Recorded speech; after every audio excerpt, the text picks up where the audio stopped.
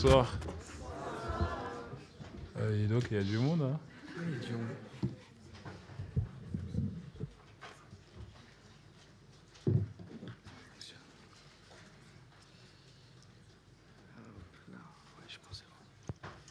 Ok.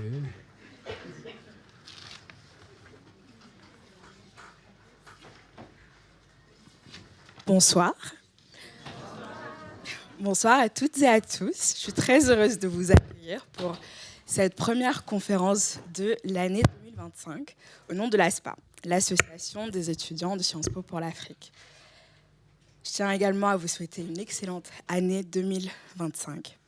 Cher public, merci de toujours être aussi nombreux parmi nous. Ça fait très plaisir de vous voir aujourd'hui. Et cher Jean-Pascal Zadi, merci de votre présence avec nous. C'est un honneur de vous recevoir. Vous êtes réalisateur, acteur, scénariste, producteur.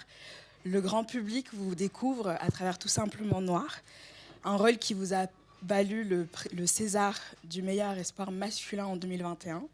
Des années plus tard, vous réalisez la série En place, où on découvre le parcours de Stéphane Blé, qui fera bousculer un petit peu la vie politique française. Et dans un mois, vous serez maître de cérémonie à la 5e édition des Césars. La 50e. La 50e. Oui, la 50e, pardon. Mais avant cela, vous êtes avec nous à Sciences Po ce soir. Merci pour votre présence. Cet entretien se déroulera en 2 temps. D'abord, un dialogue animé par Victor Amendano, puis une séance de questions-réponses avec le public. C'est tout pour moi. Je vous souhaite une excellente soirée.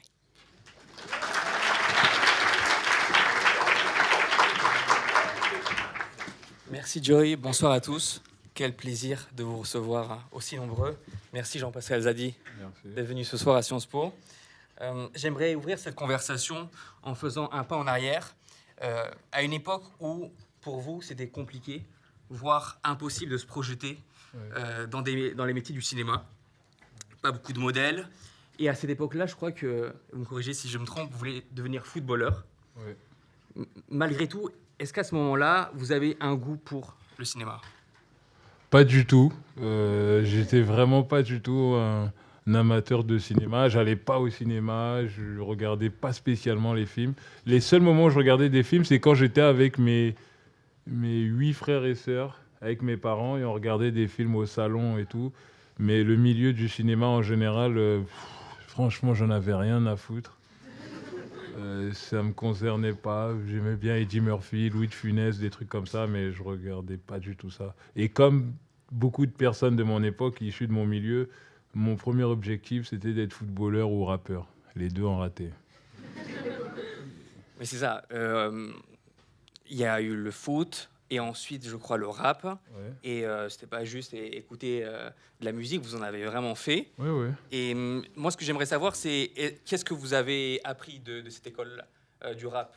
Une rigueur ? Est-ce que ça vous a aidé ensuite ? Le rap m'a tout appris. Tout, en fait. Parce que voilà, je viens d'un milieu assez modeste et tout. Chez nous, comment dire, le BTS, niveau BTS chez moi, genre chez nous, moi, je croyais que c'était genre intellectuel de malade. Pour moi, BTS, genre brevet de technicien supérieur. C'est quand après j'ai évolué, j'ai commencé à tourner à Paris, j'ai vu d'autres gens, j'ai vu des meufs qui m'expliquaient un peu, ah bah non, Sciences Po, machin, nanana. J'étais là, je disais, mais c'est quoi ça ? Je savais même pas ce que c'était en fait. Et donc du coup, le rap, moi, m'a tout appris. Ça m'a appris à m'assumer, ça m'a appris à entreprendre, et surtout le rap, ça m'a appris que j'étais capable de faire des choses. Parce qu'avant le rap, j'étais incapable de savoir ce que je valais, en fait. Faire du rap, en gros, ça m'a montré que j'étais capable de faire des choses, d'entreprendre, de sortir un album, de m'exprimer, d'écrire même. C'est grâce au rap que j'ai commencé à écrire des scénarios, parce que comme j'écrivais des textes de rap, j'ai commencé à écrire des scénarios après. Le rap, j'avais un groupe, on était 3, et à un moment donné, il fallait réaliser un clip. Et personne ne savait ce que c'était une caméra, tout ça et tout. Donc j'ai décidé de réaliser le clip parce qu'il fallait bien que quelqu'un le fasse. Et donc en réalisant le clip de rap, c'est comme ça que je me suis mis à la réalisation. En fait, le rap m'a concrètement tout appris, tout. S'il n'y avait pas le rap, franchement, je ne sais pas ce que je ferais, je ne sais pas où je serais aujourd'hui. Et donc, à ce moment-là, je vais faire une petite parenthèse sur votre jeunesse, la Normandie. Vous étiez entouré, c'est ce que vous disiez dans un entretien, de personnes qui subissaient leur existence. Ouais. Et face à ce constat, vous vouliez faire votre vie, choisir votre vie. Ce que j'aimerais savoir, c'est, on sait, vos parents n'étaient pas dans le milieu du cinéma, et il y a eu beaucoup plus d'obstacles que d'autres cinéastes. Ça a été quoi les plus grandes embûches que vous avez dû vous avez rencontrer? Tout ce qu'on pouvait subir, j'ai tout subi. Genre, t'es nul, t'es moche, ça sert à rien, t'es pas marrant, abandonne, tu sers à rien. Tout ce qu'on pouvait faire à quelqu'un, on me l'a fait, on me l'a dit. Il y a même des gens, je me rappelle quand j'ai écrit Tout simplement Noir, j'avais un agent et l'agent avait envoyé à des producteurs et tout. Les producteurs, ils ont dit les noirs, qu'est-ce qu'on en a à foutre? J'ai tout eu, tout. Mais après, ce qui a fait la différence, c'est que j'avais vraiment une volonté et puis surtout, j'avais pas le choix. Parce que comme tu as dit, moi, je viens d'un milieu voilà, plutôt modeste et donc du coup, tout le monde autour de moi subissait la vie. Tout le monde. Il n'y avait personne qui se levait le matin qui était content. Tout le monde était oh, voilà, je vais aller taffer. Oh, vas-y, l'autre, il est en tôle. Ouais, vas-y, machin. Tout le monde subissait la vie. Et je me rappelle d'un moment où je me suis regardé, je me suis dit, mais moi, je veux absolument pas subir. Je veux choisir ce que j'ai envie de faire. Et donc, c'est là que j'ai décidé de me mettre à fond dans la réalisation. Mais ça a été une décision que j'ai prise. Et après, j'avais plus le choix parce que bon, bah, je travaillais pas, j'avais pas fait d'études, j'avais rien fait. Tu vois, donc c'était soit ça, soit clochard. Qu'est-ce que vous voulez que je fasse? Donc apparemment, c'est passé, mais j'avais pas le choix en fait. En fait, je me suis mis au pied du mur. C'était soit ça, soit Charclos. Et justement, c'est ce que vous dites. Vous avez commencé dans le cinéma sans forcément avoir les réseaux qu'il fallait. Ouais. Vous achetez, je crois même, une caméra Canon à la Fnac. Ouais.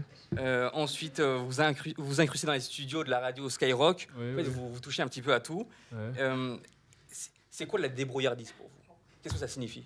Oh, la débrouillardise, c'est souvent ce que je dis à mes enfants et tout, c'est que moi, j'ai vraiment eu la chance d'être pauvre, d'être très pauvre. Et donc, du coup, quand t'es pauvre et que tes parents, ils peuvent, à part te dire que t'es leur fils, que t'es un bon gars, ils peuvent rien faire. Et du coup, le fait de partir de rien, c'est un avantage de ouf. Parce que quand j'ai acheté, par exemple, ma caméra Canon à la Fnac, je l'ai acheté avec la carte Fnac. Et tu vois, t'arrives à la Fnac et tout, tu donnes ta carte. À l'époque, c'était comme ça. Je sais pas si aujourd'hui c'est comme ça. T'arrives à la Fnac, tu donnes ta carte d'identité avec un RIB et Zarma, ils vont prélever après.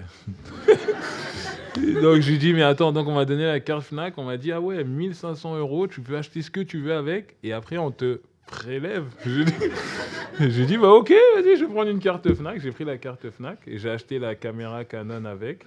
Et une fois que j'avais cette caméra-là, je me suis dit, qu'est-ce que je peux faire de constructif? Et comme je connaissais beaucoup de rappeurs et que je traînais beaucoup un peu à Paris, j'étais au chômage, j'avais rien à faire. Du coup, j'ai décidé de faire un documentaire sur le rap qui s'appelait Déo Lobac. Et bon, là où il y avait des rappeurs à l'époque, il y en a encore aujourd'hui, c'était à Skyrock. Donc j'allais devant Skyrock, j'essayais de m'incruster pour rentrer avec des gens. Après, j'interrogeais des rappeurs et tout ça. Et donc ça a donné le premier documentaire. C'est la première réalisation après le clip de mon groupe. C'est la première réalisation que j'ai faite. C'est un documentaire sur le rap. Et donc j'ai fait un documentaire sur les rappeurs français indépendants. Après, on l'a sorti en DVD. À l'époque, c'était les DVD qui sortaient. Bon, ça n'a pas marché. Ça a été un échec cuisant. Mais au moins, je me suis dit, ah, en fait... réaliser, c'est ça en fait, c'est juste prendre des gens, les filmer, interroger tout le monde et faire le montage et après ça fait un film. En fait, quand j'ai compris que en fait, faire un film, c'était juste faire des images et faire un montage, ils étaient foutus avec moi. Parce que je me suis dit, mais attends, donc en fait, c'est aussi simple que ça. Ça veut pas dire que ça va être bien ou que ça va être incroyable, que ça va révolutionner la planète. Mais juste être réalisateur, c'est réaliser. Donc quand j'ai fait mon premier documentaire, qui était pas terrible, qui était pas ouf, mais qui n'a pas marché. Après, c'est là que j'ai commencé à faire des films indépendants en autoproduit, quoi. Et vous avez filmé également, je crois, vous avez suivi Magic System. Ouais. On avait reçu à Salfo il y a pas longtemps. Ah ouais. Et donc, c'était en quelle année? Est-ce que vous pouvez nous raconter ça? Oh, à Salfo, c'était bien après. Hein. En fait, alors j'ai fait mon documentaire sur le rap, que j'ai sorti en DVD. Après, j'ai fait 3 films autoproduits qu'on vendait à Clignancourt en DVD, tout ça. Après, j'étais un petit peu grave en galère. Et il y a un pote qui m'a appelé, là, qui était producteur, qui produisait des documentaires sur la C-Star. C-Star, ça existe encore. Voilà, sur C-Star. Et il m'a dit, voilà, là, il y a Magic System qui va faire un concert, je sais pas quoi, en Côte d'Ivoire pour la paix et tout. Et on aimerait bien faire un documentaire là-dessus et tout. Ça te dirait, t'as déjà fait des documentaires? Alors que moi, mon premier documentaire que j'avais fait, c'était avec une Canon. Je savais même pas ce que c'était un micro ou quoi que ce soit. J'ai dit, vas-y, on y va. On est parti, on a filmé avec un 5D, tu vois, les appareils photo un peu performants. Il m'a dit, tu sais t'en servir? Je fais, oh frère, bien sûr. On est arrivé là-bas, je savais même pas comment régler le truc. Et je me rappelle, le premier jour, il m'a vu, il m'a dit, le premier jour, on est arrivé en Côte d'Ivoire, il a dit, vas-y, fais des plans dehors et tout. Il a vu comment je touchais l'appareil. Il a dit, t'es sérieux, man? Je fais, oh. On se débrouille. Donc j'ai pris la journée pour m'entraîner un petit peu et après j'ai interrogé Magic System, j'ai fait le truc. J'aimerais faire maintenant un autre crochet, mais cette fois plus par rapport à vos parents, qui étaient des socialistes acharnés. Et au dîner, dans la famille Zadi, c'était discussion enflammée, interminable. Ça débattait jusqu'à 2h, 3h du matin. Qu'est-ce que vous retenez de ces moments-là? Est-ce que ça a participé à avoir cette conscience politique qu'on retrouve dans vos films? Ouais. Non, mais c'était pas que au dîner, hein, c'était tout le temps. En fait, il y avait beaucoup de débats, beaucoup de discussions. Et ce que j'ai retenu de ça, en fait, c'est l'engagement. Et que c'est important de s'engager, en fait. Et que si tu veux, tu peux ne pas t'engager. Mais les gens autour, ils n'ont pas le temps. Hein. Eux, ils sont dedans. Hein. Donc après, s'engager, ça ne veut pas forcément dire que je vais prendre ma carte de vote et que je vais aller voter. L'engagement, c'est dans les discussions avec les gens, même un débat avec quelqu'un, c'est aller au bout du débat pour essayer de le convaincre et peut-être que tu vas le faire changer d'avis sur des choses.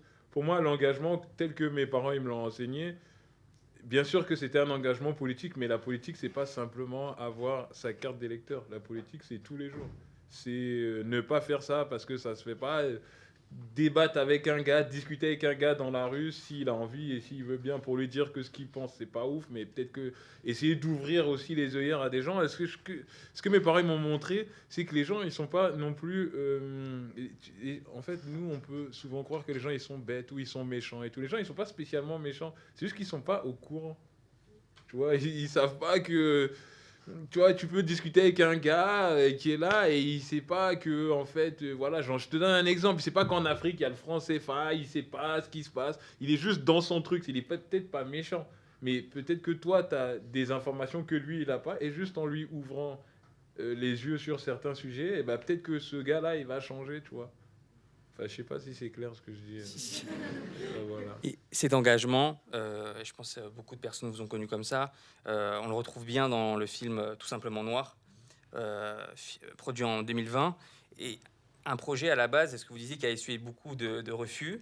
Finalement, Gaumont accepte la proposition. Et ce long métrage, c'est ça qui m'intéresse, c'est dans quel contexte il surgit. Il y a l'affaire George Floyd en 2020. Il y a ce contexte de soulèvement international contre le racisme systémique. Et quand vous recevez au César, quand vous êtes là-bas au César, et que vous recevez ce prix, vous vous rendez hommage à Adama Traoré. Pourquoi ce geste était important? Et on sait que ça a suscité de nombreuses critiques chez certains.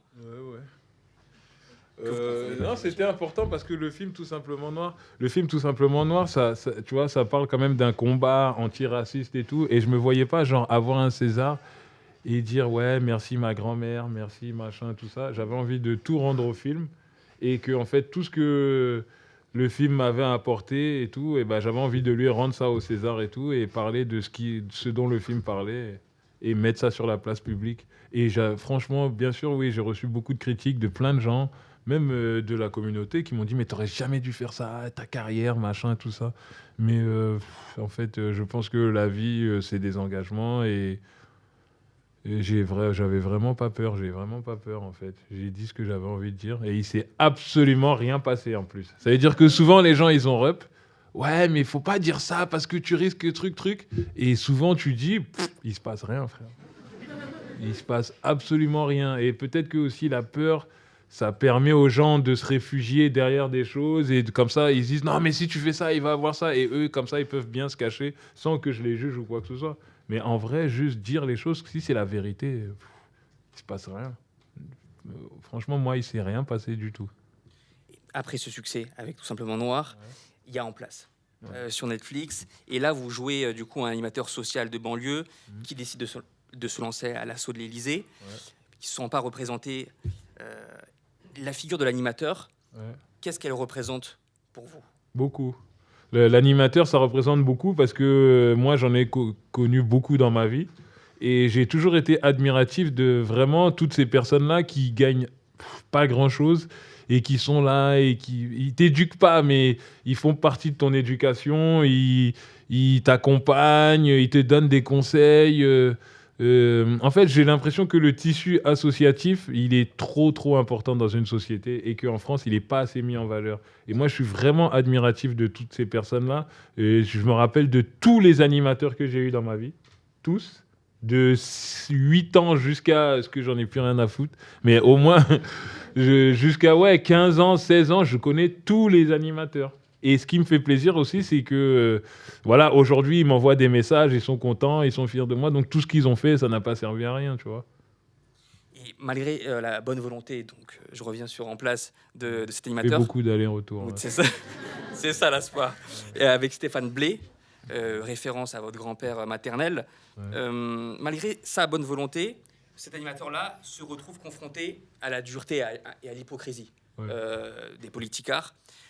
Donc ça raconte... Il a dit les politicards. C'est... Vraiment les gars qui, tu vois, les révolutionnaires, quoi. Hey, les politicards. Wow, excusez-moi. C'est des petits trucs comme ça qui font dans ma tête. Ting. Et tous les politicards qui nous font chier. Tu vois, le système contre les politicards, on n'est pas au bistrot, calme-toi. Mais du coup, cette classe politique... Ouais, vas-y. Cette classe politique, vous racontez bien, c'est ça que je trouve intéressant dans cette série, toutes les absurdités, tous les travers. Et moi, j'aimerais savoir, c'est quel regard vous portez sur Sciences Po, d'où sortent l'écrasante majorité de ces politiciens qui, pour la plupart, sont décriés par les citoyens français.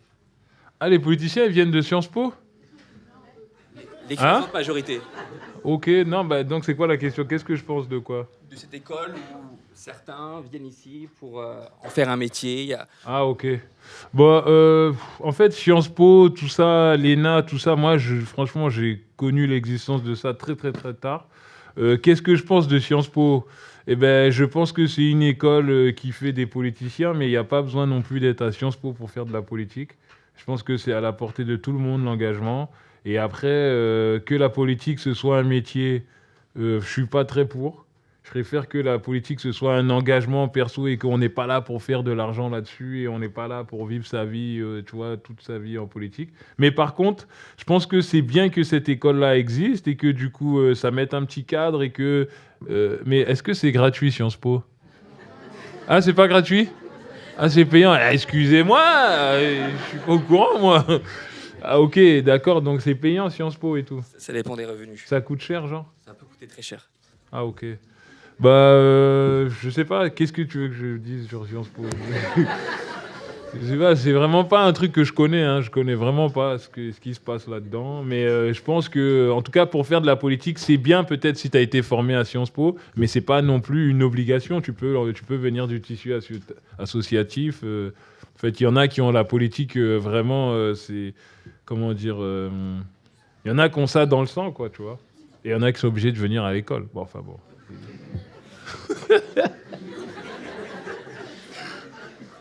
Si on met de côté la politique, vous évoquiez tout à l'heure vos parents, le fait que vous regardez souvent des films en famille, vous rassembliez.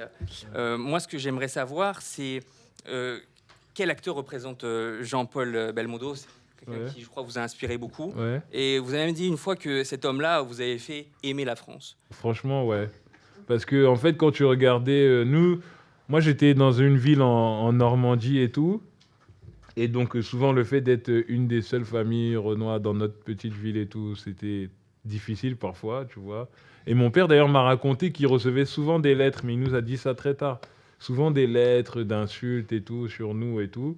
Et donc, bon, le quotidien, non, nous, on rigolait bien, quoi qu'il arrive, t'inquiète pas. Nous, entre nous, nous, on rigolait bien. Mais le fait de voir Jean-Paul Belmondo à la télé dans des films où il était cool et tout, il faisait des cascades, machin, tout ça. Quand je le voyais à la télé dans des films français, je me disais putain, c'est pas mal quand même la France. Même si moi, dans mon quotidien, je le vivais pas comme ça. Mais lui, quand même, c'est vrai qu'il a été une porte d'accès à vraiment. On se disait, c'est bien la France quand même. Grâce à lui, quoi. Heureusement qu'il était là et grâce au foot aussi. Mais je te parle de ça, j'étais petit. Hein. Et donc, cet enfant en Normandie. Ensuite, il y a eu la banlieue parisienne, mais ça, c'était uniquement pour les vacances, c'est ça? Ouais, essentiellement. Ouais. La Côte d'Ivoire, bien évidemment. Donc, c'est 3 côtes différents que vous fusionnez souvent dans vos scénarios. Ouais. Et je crois que vous préparez, encore une fois, corrigez-moi si je me trompe, un film qui s'appellerait Les damnés de la Terre. Ouais. Avec une référence à France Fanon. Oui. Est-ce que vous pouvez me raconter un peu ces coulisses? Je crois que c'est un film qui vous tient à cœur. Ouais, c'est un film qui est très important. En fait, c'est la première expédition spatiale africaine et le film, en fait, il raconte... En fait, grâce à la culture Dogon, il y a des scientifiques africains qui se sont rendus compte qu'il y a une planète qui est hypothétiquement habitable. Et donc, des milliardaires africains, ils se sont associés. Ils ont construit une base spatiale, un vaisseau, et ils décident de former des astronautes pour les envoyer là-bas. Et si la vie, si la planète est habitable, on reviendra chercher tous les Africains parce qu'on en a marre des Blancs dans le film. Et comment vous est venue l'idée? Je sais pas comment elle est venue l'idée, c'est à force de dormir, de réfléchir, voir des trucs, je sais pas. Non, aussi il y avait un truc qui était important pour moi, c'est que je trouvais que les films de science-fiction, souvent ça tournait beaucoup autour de l'univers américain, les New-Yorkais, sauver la planète, machin, tout ça. Et ben moi j'avais envie de ramener tout l'univers de la science-fiction, mais avec une touche africaine. Et je me disais, mais qu'est-ce que l'univers de la science-fiction, comment on peut le transposer chez nous les Africains? Et donc en Afrique, le truc, c'est que voilà, là, tout le monde cherche une planète B, tout le monde va se casser. Et les Africains, ils se disent, mais quand ils vont se barrer, ils vont pas nous calculer, nous. Donc, il faut que nous, on trouve aussi notre planète. Et voilà, c'est ça le postulat du film. Est-ce qu'il y a des gens qu'on a vus dans le casting de Tout simplement Noir qu'on pourra retrouver? Oui. Là, Ouais, dedans, il y a Fari, il y a Fadili, il y a Claudia Tagbo, il y a Eric Judor qui fait le petit robot, là, notre R2D2. Et il y a Lucen Yakuza et Reda Kateb en plus. On a hâte de voir ça. Et dernière question, et ensuite on passe à l'échange avec le public. J'aimerais revenir sur une figure du cinéma martiniquais qui s'appelle Eusanne Palsy. Ouais. Vous lui avez rendu hommage au César dans la liste de tous ceux qui ont ouvert la brèche. Ouais. Et pour rappeler au public, cette cinéaste-là voulait faire un film en France et finalement... les gens n'étaient pas intéressés. Donc, elle s'est exilée aux États-Unis pour faire ce film sur l'apartheid en 1989. Moi, ce que j'aimerais savoir, c'est qu'est-ce qu'elle représente pour vous et qu'est-ce que vous pensez de cette époque-là? Cette époque-là qu'on vit par rapport aux années 80. Est-ce que vous préférez?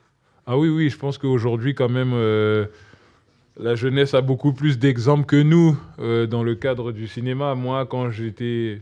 jeune, genre, même jeune adulte, 20 ans et quelques et tout, il n'y avait personne. Les seuls acteurs renois, c'était Stomy Bugsy, Mousse Diouf.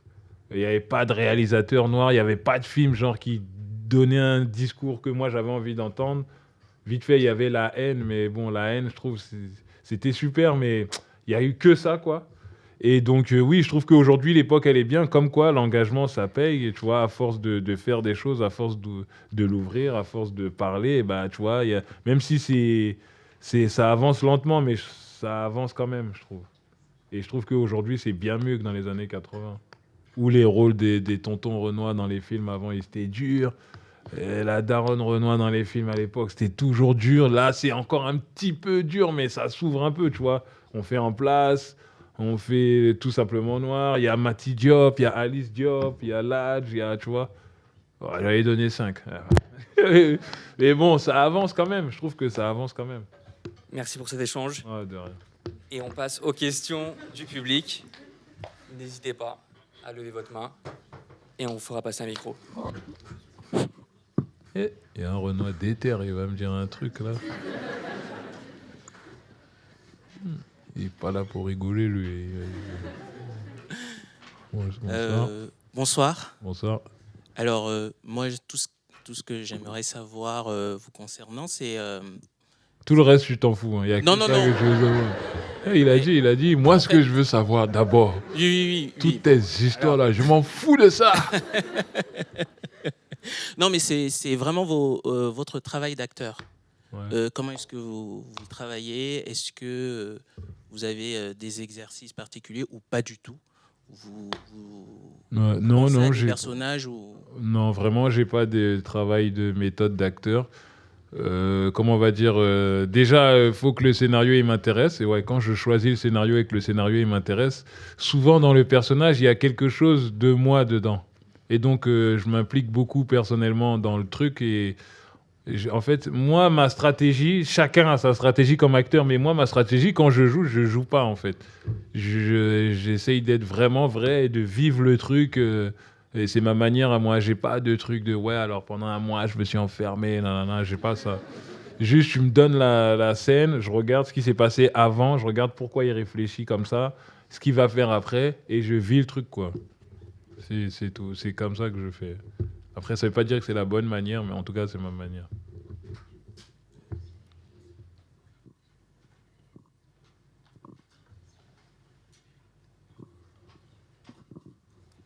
Bonsoir. Bonsoir. Merci beaucoup de votre présence. Merci. Premièrement, c'est un plaisir de vous rencontrer parce que je suis soudanaise américaine et même des États-Unis. J'adore vos films et ah tout. Oui, et c'est incroyable. Parce merci. que je vous jurais, aux États-Unis, toujours quand on apprend des trucs de la France et la langue française, c'est toujours White France, Macron, Eiffel Tower et tout ça. Mais moi, je raconte toujours les histoires de diaspora. Et donc, c'est vraiment un très grand plaisir de vous rencontrer comme ça. Merci. Et j'apprécie aussi comment vous utilisez l'humeur de faire face aux grands sujets. Particulièrement parce qu'en Europe, c'est très difficile de parler aux choses comme ça. Et en France, bien sûr. Et donc, je trouve que c'est vraiment un travail super important. Et je trouve que le progrès passe vers tous les médias dans tous les jours de travail. Et donc, c'est incroyable. Vous êtes incroyable. Après, la question. Désolée, je suis un peu nerveuse. OK. Est-ce que vous croyez que la France et la média française va réussir à montrer une représentation positive des personnes noires et qu'est-ce que ça va prendre? J'ai pas compris la question. J'ai pas compris. Donc, est-ce que la France va réussir dans la média de représenter les personnes noires et on va bien progresser et qu'est-ce que ça va prendre de nos efforts de réussir de faire ça? Ouais, mais en fait, je pense que en fait, comme la France, c'est nous ici, là, donc du coup, il n'y a pas le choix. Et je pense qu'au bout d'un moment, à un moment ou à un autre, c'est sûr que les représentations qu'il y aura dans les médias vont changer. Parce que comme la France change et que la France, c'est nous, au bout d'un moment, je sais pas, ils en auront marre. Tu peux pas dire non pendant 120 ans, tu vois. C'est comme dans le cinéma, tu vois. Le cinéma, avant, dans les années 80, 10 ou 2000, on se disait, mais est-ce que le cinéma un jour changera et tout? Bah, la preuve que oui, puisque moi, je suis là. Donc, c'est sûr que oui, l'image des Noirs dans les médias va changer parce qu'il y a des gens maintenant qui sont à Sciences Po, qui sont calés. Et puis, c'est pas une question même d'origine ou de diversité parce que même le cerveau, même des Blancs, il change. Tout change. Non, mais c'est vrai. Tout change. En fait, c'est pas une question de nous seulement. Ça concerne tout le monde. En fait, le regard des gens change, le regard sur nous-mêmes, il change. Donc, et je pense que c'est obligatoire, en fait. Le changement, il arrive, il est là. Alors, à quelle vitesse, je sais pas, mais c'est sûr que ça va changer. Les choses vont changer. Elles ont déjà changé. Parce que je suis sûr que tu venais à Sciences Po dans les années 90, je pense pas que c'était comme ça. Donc, voilà, tout change, en fait.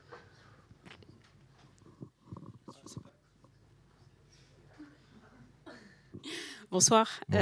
Du coup, je vais nous présenter toutes les deux. En fait, on fait partie de Cinécubateur. Du coup, avec les producteurs Julien, Abraham et Thibaut. C'est exactement. Oui, je connais. Voilà, on est formés par eux. En fait, notre rêve, c'est de devenir réalisatrice et scénarisatrice. Non, doucement. Scénariste. Les deux. Elle voulait être tellement scénarisatrice. Hey, doucement, la sœur. Une pierre deux coups. Une pierre deux coups. Oui, vas-y. J'ai compris. Mais scénarisatrice. Scénariste. Oui. Okay. Pardon. Du coup, ma question, c'est est-ce qu'on peut tout faire passer avec l'humour? Oui. Est-ce qu'on... Vas-y, continue. Dans un film humoriste, je vais prendre l'exemple avec Casse Départ. Mm-hmm. Il y a des personnes, ils acceptent, il y a des personnes, enfin, ils ont accepté le message, d'autres non. Moi, j'ai revu après l'interview, c'est Fabrice Eboué. Oui. Du coup, il se justifiait, il expliquait son choix. Mais ma question, c'est est-ce qu'on peut tout faire passer avec l'humour? Oui, mais la seule condition, je pense, c'est de ne pas être méprisant. Tant que tu n'es pas méprisant avec les gens, tu peux faire tout ce que tu veux. La seule limite, c'est quand tu commences à mépriser. Et aussi, l'humour, en fait, c'est tellement propre et c'est tellement personnel que, en fait, si tu as un problème avec un sujet, ça sert à rien de faire des blagues dessus parce qu'on va voir que tu as un problème. C'est comme un raciste, je sais pas, si un raciste il fait une blague sur les Arabes, c'est pas la même chose qu'un Arabe qui fait une blague sur les Arabes. Parce que quand le raciste il va dire sa blague, on sent que c'est pas bon. Tu comprends ce que je veux dire ou pas?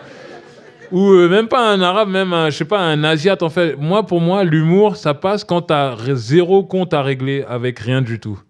Mais si tu as un problème avec un sujet, va pas faire de blagues dessus parce qu'on voit que c'est bizarre. Mais si tu es open, si tu es ouvert et si tu n'as aucun problème et si le fond il est propre, parce que quand le fond il est propre, du coup tu sais prendre l'angle et tu sais, comment dire, quand le fond il est propre, ce sera toujours pris du bon angle. Et tu sauras que, bah non, ça je peux pas dire ça parce que c'est un peu, tu comprends ce que je veux dire ou pas? Mais moi j'ai vraiment, par exemple dans En Place ou dans Tout Simplement Noir, franchement, je vois pas quelle blague j'ai pas fait. Et en fait, tout est passé parce que le fond, par exemple, dans Tout Simplement Noir, il y a la scène avec Jonathan Cohen, Ramzy, tout ça et tout. Et donc, dans cette scène-là, c'est moi qui vais essayer de voir les Arabes pour essayer de venir avec... et ils veulent essayer de me convaincre de venir à la marche, mais Jonathan, il est là, et le Juif aussi, il veut venir, mais sauf que le Juif et le rebeu, ils peuvent pas se saquer, mais en même temps, ils se disent antiracistes. En fait, tout est une histoire de cadre et de fond. Mais pour moi, vraiment, je suis persuadé qu'avec l'humour, tu peux tout dire. Tu peux tout dire, tu peux tout faire. Mais il ne faut pas avoir de problème avec le sujet. Si tu as un problème avec le sujet, va pas là-dedans, parce que ça tourne au règlement de compte. Et du coup, l'humour, c'est fait pour alléger, c'est pas fait pour régler des comptes. Quand tu règles des comptes, ça se voit. Et là, du coup, c'est pas marrant, c'est gênant même. Ouais. Bonjour. Bonjour. Alors, il y a deux choses. La première chose, c'est je vous remercie vraiment d'avoir mis en valeur le patrimoine de la ville de Viarmes et de Luzarches. Ah, merci. Parce que, la ferme des Poincés, je connais assez bien. Ah ouais? Ouais. Bah, la grand-mère et tout, j'ai beaucoup aimé sa cuisine. Ah, trop bien. Ouais, vraiment, cool. Très sympa. Donc, Fernand vous passe le bonjour parce qu'on en a parlé. Ah, merci. Bah, tu passeras le bonjour aussi de ma part. Et deuxième chose, qui n'a rien à voir, c'est comment c'était avec Houellebecq de tourner en Guadeloupe, parce que j'ai vu le film, ouais. Je m'attendais à rien et pourtant j'ai pas été déçue, j'ai même beaucoup rigolé. Alors déjà, Houellebecq, j'avais entendu, franchement, je te dis la vérité, en fait j'avais entendu parler de lui, mais je connaissais pas vraiment ce qu'il faisait. Je savais qu'il était un peu ouf, je sais qu'il est un peu ouf, mais je connaissais pas vraiment le gars. Et quand on arrivait sur le tournage, j'ai vu un espèce de vieux monsieur là, qui parle à 2 à l'heure, qui est très chelou, très bizarre et tout. Alors le film, à la base, normalement, je devais avoir un des rôles principaux dedans. Je devais aller en Guadeloupe, tout ça et tout. Et finalement, comme j'avais un autre tournage, j'ai fait que ma journée dans le truc. Et donc, comme j'avais dit que je viendrais, je suis venu. Et comment c'était le tournage? Ça s'est passé très rapidement. C'était une matinée. Je suis venu, j'ai vu le gars, j'ai discuté un peu avec lui. Après, j'ai taillé la sœur. Je ne me suis pas spécialement attardé sur le gars et tout. Mais après, j'avais un peu les nerfs quand on m'a dit « Mais JP, t'es un ouf, tu sais, lui, il a dit quoi? Il a dit ça. » J'étais vénère. Moi, je savais que c'était un auteur, mais je ne connaissais pas concrètement son travail. Et c'est ça qui est super aussi, c'est qu'il y a des gens qui se prennent pour des superstars, mais dans notre monde à nous, ils n'existent même pas. Et donc ça, c'est pas mal, je trouve. Bonsoir. Bonsoir. Je voulais vous poser une question par rapport à la production et l'autoproduction. Du coup, avec l'échange, j'ai cru comprendre qu'au début, c'était plutôt une nécessité de produire vos projets vous-même. Ouais. Mais vous avez quand même monté votre boîte de production avec votre femme, si je ne me trompe pas. Ouais. Est-ce que c'est quand même par nécessité ou c'est parce que vous en aviez envie? Pourquoi vous avez décidé de monter votre boîte de production? Il fallait monter sa boîte de production parce qu'au tout début, quand on a fait les films autoproduits, à un moment donné, on commençait à les vendre, à les mettre dans les Fnac, en DVD, tout ça et tout. Et il fallait avoir une structure pour recueillir l'argent et tout. Et comme je savais que de ma vie, je voulais faire des films, je voulais être réalisateur, et ben, il fallait que j'ai ma boîte de production. Donc on a fait la boîte de production alors qu'au début, on n'avait pas d'argent. Donc c'était très, très, très, très galère. Et après, ça a commencé à aller un peu mieux et du coup, tout a eu du sens. Mais au début, c'était un petit peu insensé parce que faire une boîte de production alors que tu n'as pas de thunes, tes films, voilà, ils rapportent pas grand-chose. C'était très, très galère parce qu'en plus, aussi en France, avec le système administratif et tout, même si tu rentres pas d'argent, tu dois payer plein de trucs, URSSAF, machin, tout ça. Donc au début, c'était très, très dur. Et aujourd'hui, bah voilà, avec cette boîte de production-là, je produis des films, je produis des séries. Et je suis très content. Mais c'était important, mais parce que je savais que c'était ça que je voulais faire dans ma vie, en fait. Voilà. Pas une réponse de ouf, mais... Bonsoir. Merci à l'ASPA et à vous pour la conférence. Ma question va à peu près dans le même sens que celle de la dame. Scénarisatrice. Alors, je comprends qu'en tant qu'humoriste, votre rôle, ce soit à peu près de faire une sorte d'hyperbole, ou du moins de caricaturer les stéréotypes des racistes en quelque sorte. Mais ma question, c'était en tant qu'homme noir et en tant que parisien, normand, ivoirien, est-ce que vous pensez qu'on peut rire de tout? Et je pose surtout ma question comparativement avec ce que Dieudonné est en train de subir actuellement, parce que dans le cadre de beaucoup de ses sketchs, il a eu à mentionner des sujets très sensibles comme la Shoah, comme l'extermination des Juifs. Donc vous, en tant que personne noire qui a subi le racisme de manière implicite ou explicite, est-ce que vous pensez qu'on peut rire de ça? Merci. Rire de quoi? Du racisme. Bah oui. Bah, le racisme, c'est drôle. Ce qui est drôle, c'est l'absurdité des choses. En fait, le racisme, je sais pas, je trouve ça tellement absurde. Mais pas que le racisme, hein, la grossophobie, le racisme, l'homophobie, tout ça, je trouve que c'est vraiment du bon matos pour rigoler, quoi. Parce qu'une fois que tu montes l'absurdité du truc, je sais pas, on voit bien que c'est ridicule, en fait, tu vois. Et faire rire les gens en montrant que, bah, tu vois, ça, en fait, c'est débile, ça sert à rien, ça, c'est nul, ça, c'est... Et puis, en plus, pour moi, faire rire avec tout ça, c'est vraiment le truc le plus facile que j'arrive à faire. Mais oui, on peut rire à condition qu'on... En fait, pour moi, la bonne condition pour rigoler, c'est de ne pas mépriser et de ne pas régler des comptes. Moi, je sais pas, j'ai aucun problème avec toutes les formes de sexualité. Donc, du coup, si je fais une blague sur un homosexuel ou je sais pas quoi, tu vois, vu que j'ai aucun problème, je saurais trouver le bon angle pour que ça soit drôle. Mais si je suis un espèce de catho intégriste, machin, et que je veux commencer à faire des blagues là-dessus, bah on voit que c'est gênant. Je sais pas comment expliquer. On voit que c'est gênant, en fait. Moi, pour moi, la bonne base pour faire rire, c'est être clean avec tous les sujets. Et c'est quelqu'un qui n'a pas de problème avec le sujet qu'il aborde. Je sais pas comment expliquer plus simple que ça. Si tu as un problème avec le sujet que tu abordes, va pas trop là-dedans, frère. Ça va se voir. Voilà, je sais pas. Bonsoir. Bonsoir. Tout d'abord, merci à l'ASPA et merci à tous les interlocuteurs qui ont parlé juste avant et qui, du coup, ouvrent aussi voie à ma question que j'avais déjà, mais je vous la pose. Donc, elle est plutôt ciblée sur la communauté antillaise. Puisque forcément, quand on fait des films comme vous, on aborde la communauté afro en général. On a, du coup, cette petite partie des Antillais. Bon, il y en a d'autres qui sont noirs, mais pas sur le continent, où on doit doser, je pense, avec l'humour qu'on va produire. Et comment faites-vous, vous, par exemple, parce que vous êtes d'origine ivoirienne, si je suis bien renseignée, pour écrire ces petits moments où on va faire ces blagues, par exemple, sur les Antillais, avec Éric Judor, avec... la partie qui en a choqué plus d'un, par exemple, mais que j'ai aimé pour ma part, je suis peut-être la seule de mon entourage, avec Lucien Jean-Baptiste. Comment on fait pour doser et dire non, je ne suis pas allé trop loin? Parce que, par exemple, moi, je suis de ceux qui n'ont pas apprécié Casse Départ. Pourtant, l'humour, c'était l'esclavage. Et la scène avec Lucien Jean-Baptiste, c'était l'esclavage, le coutelas, le créole. Pourtant, j'étais morte de rire. Mais Casse Départ, du bout en bout, par exemple, moi, j'ai pas pu. Comment on fait pour doser? Est-ce que vous le faites tout seul parce que vous connaissez des Antillais? Est-ce qu'on vous aide? Est-ce que vous avez peut-être retiré des parties où vous dites non, là je suis allé trop loin? Est-ce que vous en avez rajouté, les Antillais vous ont dit je peux aller plus loin? Non, en fait, les limites, elles sont très personnelles. C'est quand tu fais de l'humour, c'est est-ce que toi, ça te fait rire ou pas? C'est vraiment un truc de radin, quoi. Je me dis pas, ouais, ça, les Antillais, ils vont pas aimer, ils vont aimer ou ils vont pas aimer. Je me dis, moi, est-ce que moi, ça me fait rire? Et est-ce que ça fait rire aussi les acteurs sur le tournage?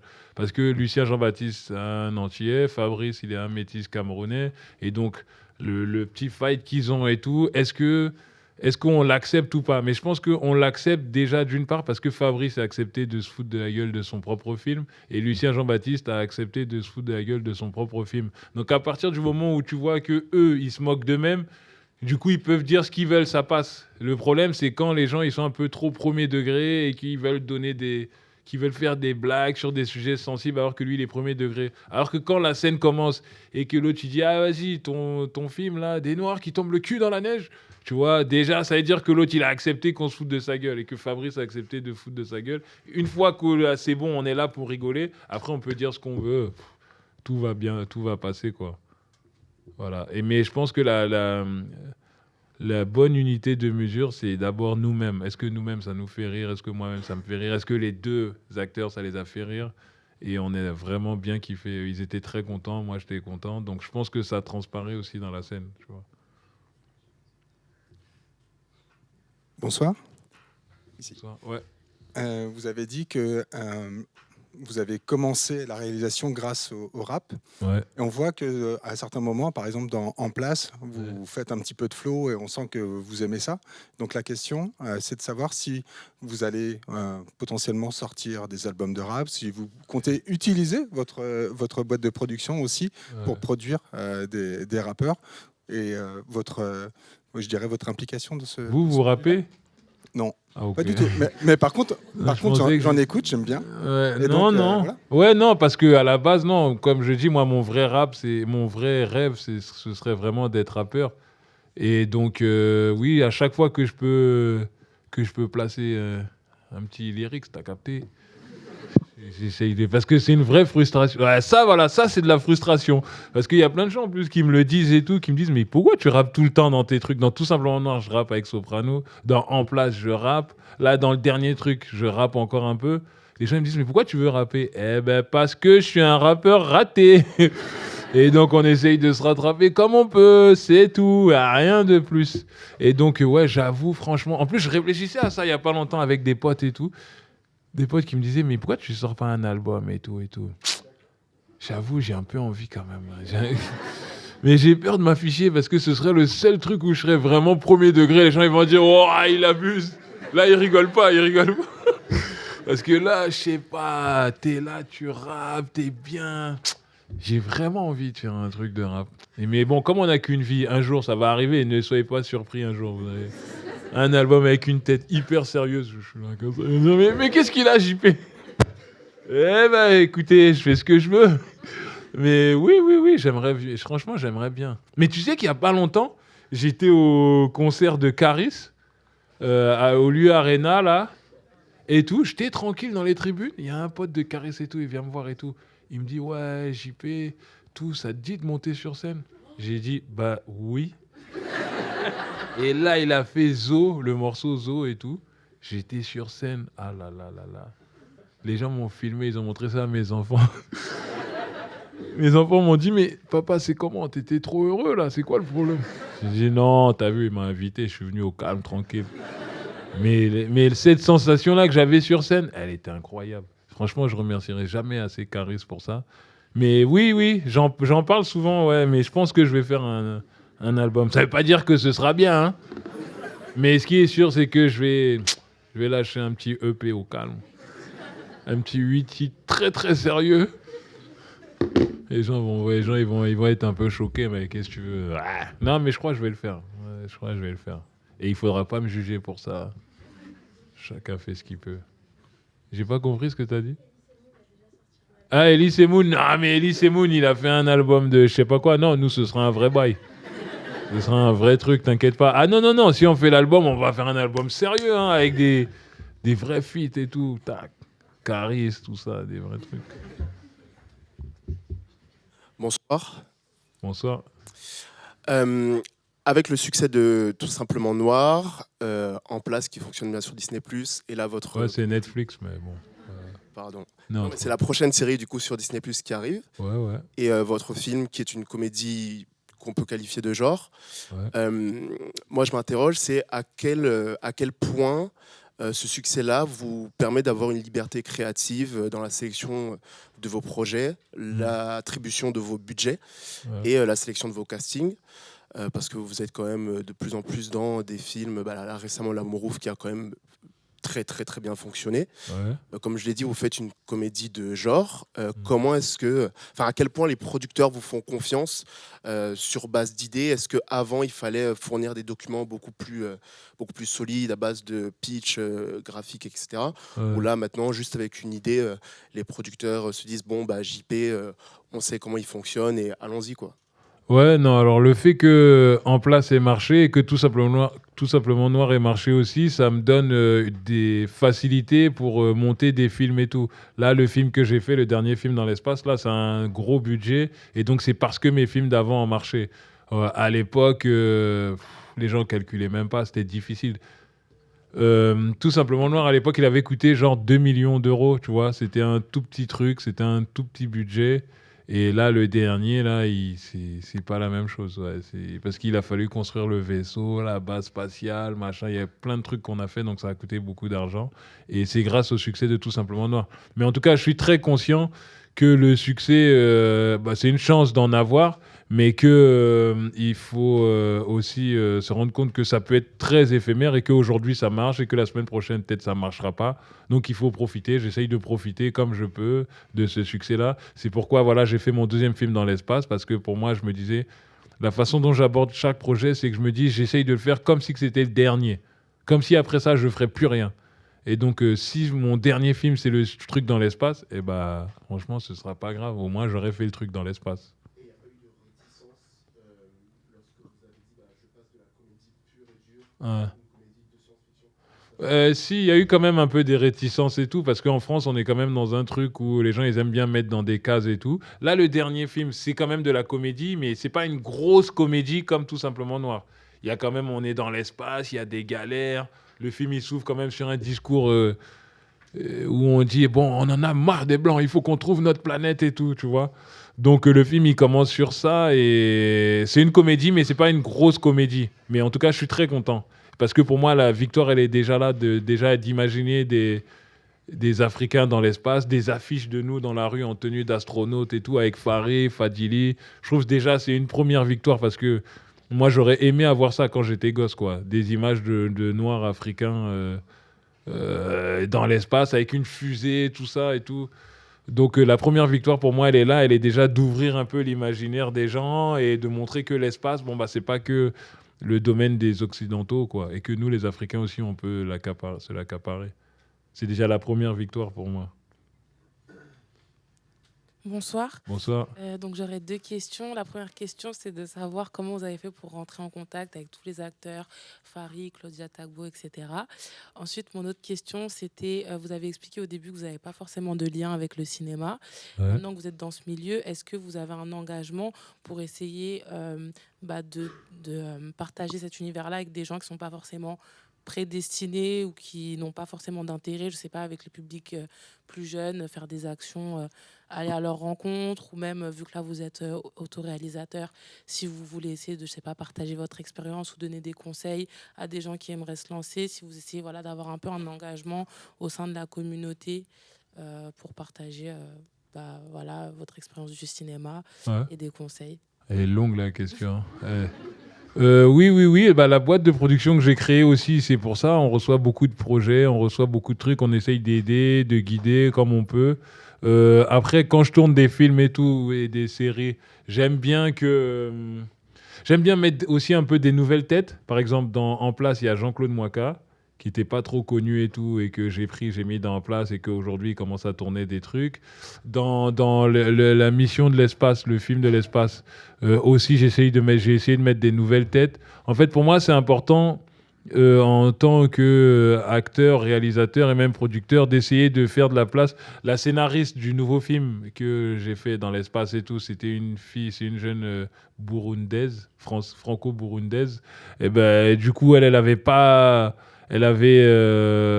fait pas beaucoup de trucs. Et du coup, je l'ai mis sur un gros dossier comme ça. Donc, j'espère qu'elle aussi, ça va pouvoir l'aider à elle dans ses futurs projets et tout ça. Donc, oui, j'essaye toujours d'ouvrir et de donner la chance et d'essayer de faire participer un maximum de gens dans ce que je fais, quoi. C'est important pour moi d'essayer de ne pas être genre moi tout seul et les autres, on s'en fout. Non, moi, j'ai la chance d'avoir un peu de lumière et bah, de faire en sorte que les autres puissent profiter aussi un peu de cette lumière. J'essaye de faire ça, en tout cas. Bonsoir. Ah, je peux. Non, vas-y, je t'en prie.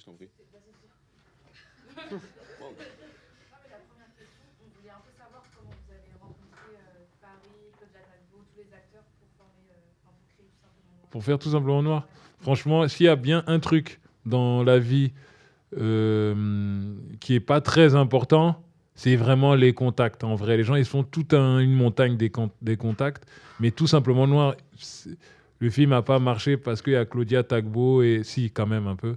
Mais c'est plus le projet qui compte. Une fois que tu as le bon projet, une fois que tu as le bon scénario, une fois que tu as le bon discours et que tu es carré sur ce que tu veux, après tu peux rencontrer n'importe qui. Même Georges Clooney ou... Parce que les acteurs, ce qu'ils veulent, c'est tourner. Hein. Et ils veulent tourner dans des bons films. Donc si tu as un bon film, t'inquiète pas, tu vas rencontrer qui tu veux. Les gens, moi je connaissais personne quand j'ai fait Tout simplement noir. Je connaissais Fabrice, vite fait, Fabrice Eboué. C'était le seul gars que je connaissais personne d'autre. Et ce qui est fou, c'est que quand j'ai été voir Gaumont pour leur dire que j'allais faire le film Tout simplement noir, je leur avais dit que je connaissais tout le monde et que tout le monde était d'accord. Mais j'avais personne qui avait dit oui pour faire le film. Et donc du coup, ce que j'ai fait dans le film, je l'ai fait dans la vraie vie pour les convaincre d'être dans le film.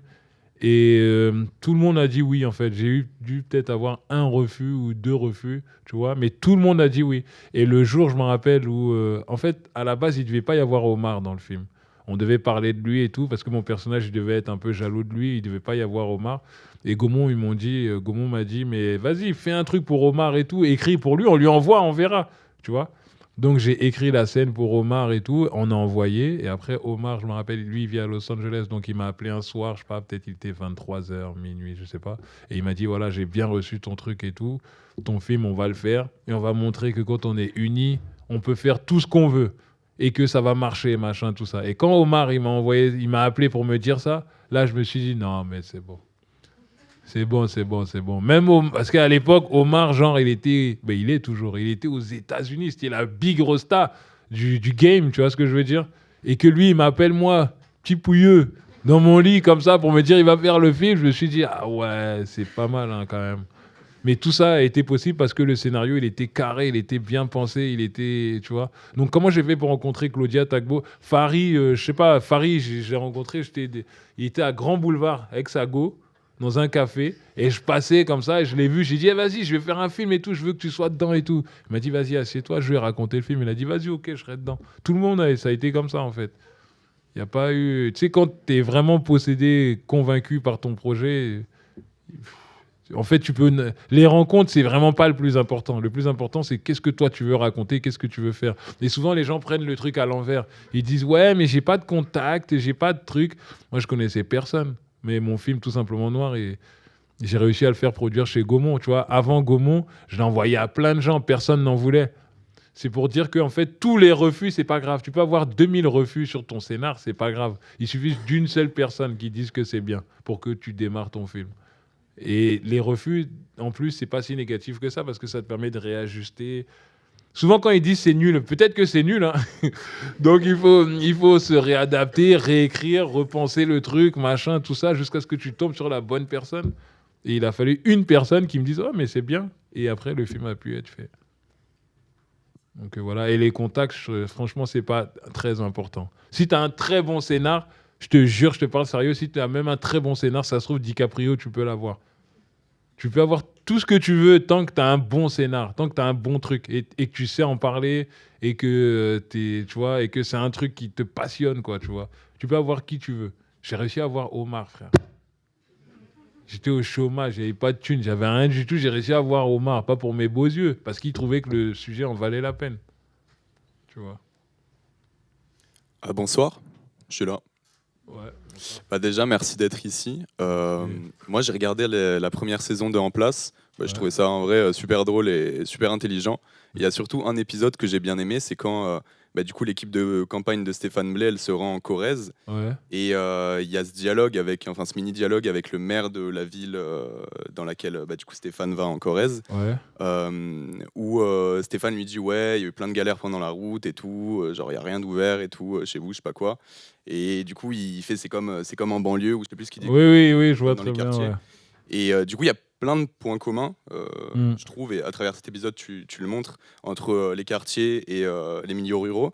Ouais. Mais ces deux parties de la population, souvent, on les met contre, enfin, on les met face à face, en opposition, quoi. Ouais. Du coup, ma question, c'est comment faire pour que ces deux parties de la population se rendent compte qu'au final, elles vivent un peu dans les mêmes conditions économiques et que vaut mieux s'unir contre quelque chose de plus grand, vaut mieux s'unir que d'opposer. Enfin, t'as capté, quoi. Mais moi, je suis pas sûr que les deux milieux soient si opposés que ça. C'est une opposition qu'on met dans les médias, tu vois, genre à la télé et tout. Mais d'ailleurs, moi, je suis pas convaincu sur le fait que oui, les Français sont en opposition, tout ça. J'y crois pas trop, hein, ça. Je pense qu'en vrai, de vrai, quand t'es dans la rue, quand t'es avec les gens et tout. C'est pas dire que les gens ils s'aiment pas, mais peut-être qu'ils se connaissent pas. Mais dire qu'ils sont en opposition, tout ça, je suis pas sûr de ça. Alors bien sûr, il y a l'extrême droite et tout, et qu'ils sont pas mal, mais ils sont pas tant que ça, frère. Franchement, ils sont beaucoup à voter, ça c'est clair et net. Quand on dit d'aller voter là, eux ils sont là, eux ils ont pas le temps d'aller se promener et tout, ils sont là. Mais quand on regarde sur le nombre total des Français, ils sont pas tant que ça, hein, les gens de l'extrême droite et tout. Hein. Si tu comptes par rapport à ceux qui votent pas. Ceux qui votent pas, plus tous les autres qui sont contre l'extrême droite et tous, on est beaucoup plus. En vrai, on est beaucoup plus. Sinon, il y a longtemps, ils seraient présidents, frère. Il y a longtemps, ils auraient pris le pouvoir. Ils sont tout le temps là, tout le temps en train de voter. Ils sont présents dans les médias, ils discutent, ils parlent. Mais je crois que c'est du vent, en fait. Je crois, en vrai, les gens, ils sont plus prêts à s'accepter, à discuter, à échanger. Que les gens se connaissent pas, ça, je suis d'accord. Mais dire que... En France, les gens ils sont en opposition, les gens des campagnes contre les banlieues, je suis pas sûr de ça.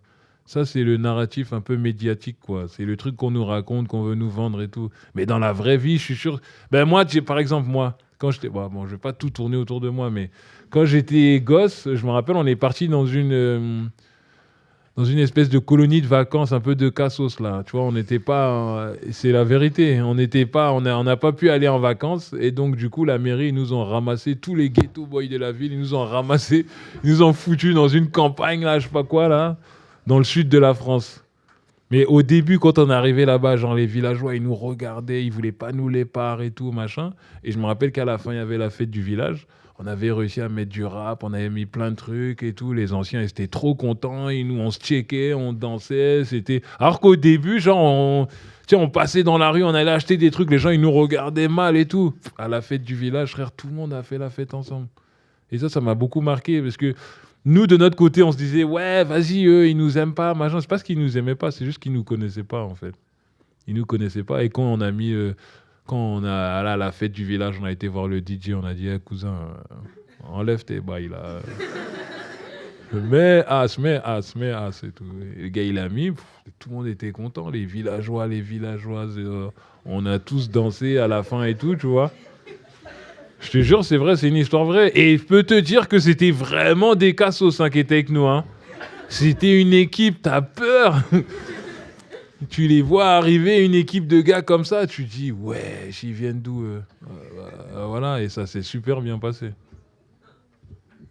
Donc je sais pas, peut-être que nous aussi, il faut qu'on fasse... faut aussi que nous, on prenne les informations avec des pincettes, quoi, et que tout ce que les médias ils racontent et tout... Bien sûr qu'il y a la montée de l'extrême droite et que à cause des médias, tout ça, les gens, ils commencent à être de plus en plus méfiants et tout, tu vois. Mais je suis persuadé que dans le vrai, là, même allez, vas-y, prenons même un gros facho même qui habite dans le sud de la France et tout. Je te jure, tu le mets avec une famille de, je sais pas moi, de gars qui l'aiment pas du tout, des Sénégalais ou des Rebeux ou j'en sais rien. Tu les mets, allez, 30 minutes ensemble. Je te jure, ils vont discuter et ça va être cool. Ouais, peut-être que je me trompe aussi, je sais pas. Et ça va partir en couille. On se bat et tout. Mais qui les a mis ensemble? Mais c'est JP. Ces idées d'imbéciles là. Voilà, ils sont en train de se battre. Séparez-les. Bon. Bonsoir, juste ici. Ouais. Oui. Ok, bonsoir, merci beaucoup pour votre venue.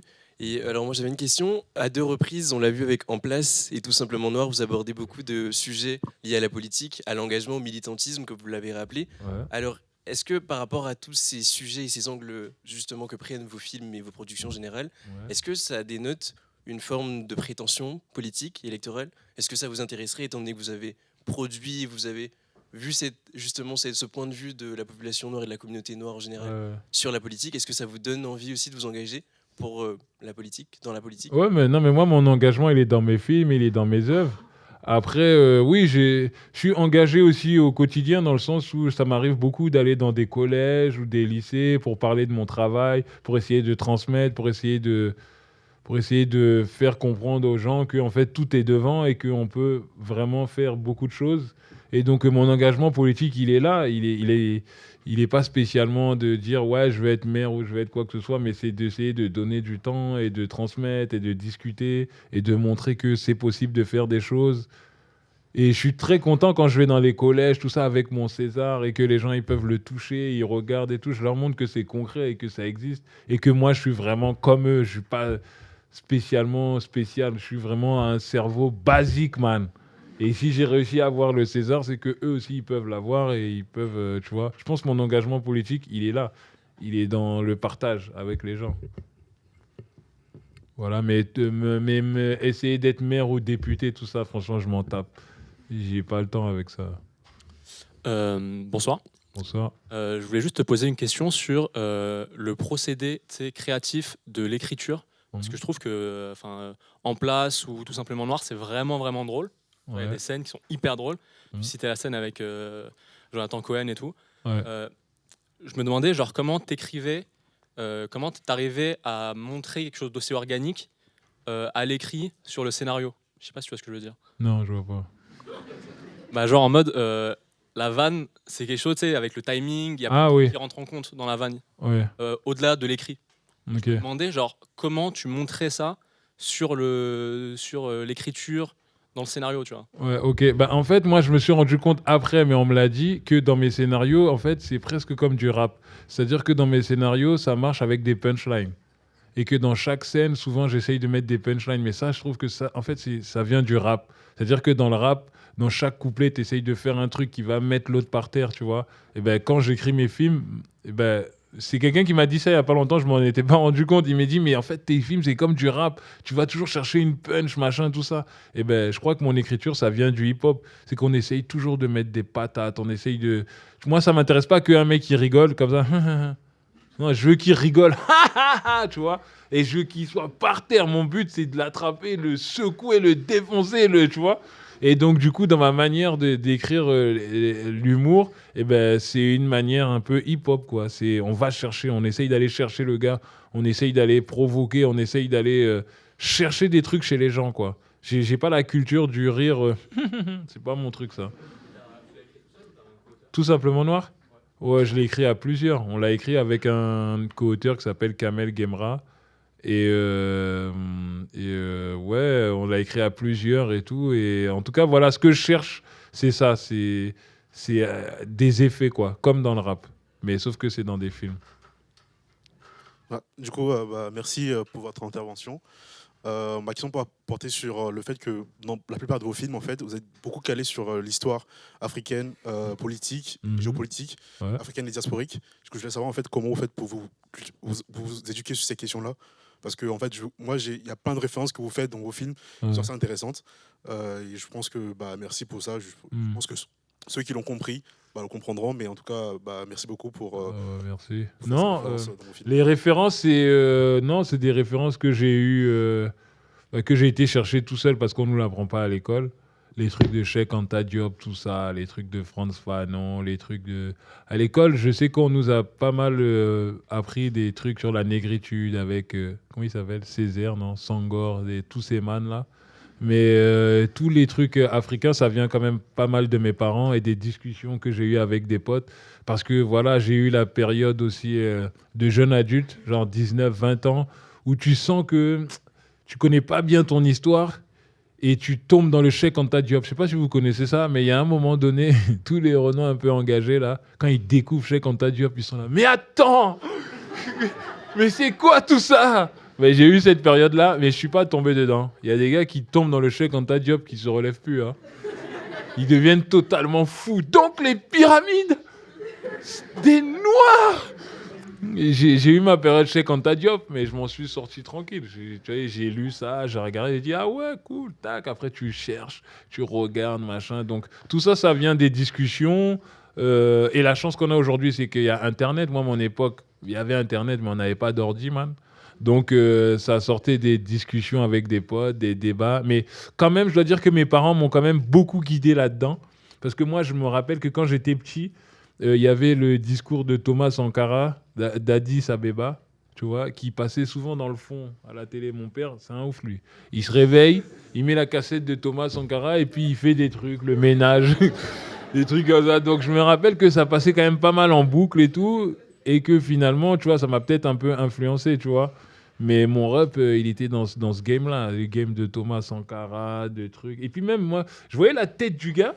Je voyais que mon père, il était vraiment très, très, très accroché à tout ce que le gars, il disait. Mais je voyais pas vraiment qui c'était. Et après, quand j'ai eu genre 19, 20 ans, tout ça, et que j'ai revu le truc du discours d'Addis Abeba et tout, c'est là que je me suis dit, ah, mais c'est ça que papa, il regardait tout le temps. Tu vois, machin, tout ça. Donc, ça vient quand même pas mal des parents qui m'ont mis quand même dans ce truc-là un peu politique, anti-décolonial, machin, mais sans le dire, tu vois. Parce que mon père, il m'a jamais dit, oui, la décolonisation, tu vois, ils ont jamais été dans des trucs frontaux comme ça. Mais en tout cas, ils nous ont dit très tôt qu'on était des Noirs et que notre vie ne sera pas comme celle des Blancs. Donc, depuis tout petit, ça, je le savais, ça. Je savais que ma vie, ce serait pas comme celle des Blancs parce que j'étais noir et que ça allait être malheureusement un peu difficile parce que je suis noir. Donc ça, je le savais très, très, très, très bien. Donc je pense que ça vient quand même des parents. Des parents et puis après des potes avec qui tu parles, Cheikh Anta Diop, l'Égypte, Frantz Fanon. Mais je sais pas si vous avez traversé cette époque, Cheikh Anta Diop, faut faire gaffe. Hein. Ah, il y en a, ils se relèvent pas, frère. Je commence à regarder les interviews à 3h du matin. Man, t'as vu? Oh, c'est incroyable ce qu'ils ont fait, mais ils sont méchants. Non, je suis passé par là et après, voilà, je me suis construit moi-même avec toutes les références, avec Cheikh Anta Diop, mais aussi Boris Vian, je sais pas, Belmondo, Patrick Sébastien, parce que j'étais petit, et j'ai tout mélangé en fait. Donc voilà. Bon. Bonsoir. Pardon. Ici, là. J'avais deux questions. Alors, première question, c'est, donc après vous allez être un des maîtres de cérémonie des Césars au mois de mars. Enfin, c'est ce que j'ai cru lire. Ouais. Comment est-ce qu'on se prépare à ce type de cérémonie? Quel effet ça fait d'être appelé pour présenter ces cérémonies et avec tous les imprévus qu'il peut avoir derrière, aussi les messages politiques qui peuvent être mis là-dedans. Et la deuxième question, c'est plus une question sur votre autre passion, une de vos autres passions, le foot.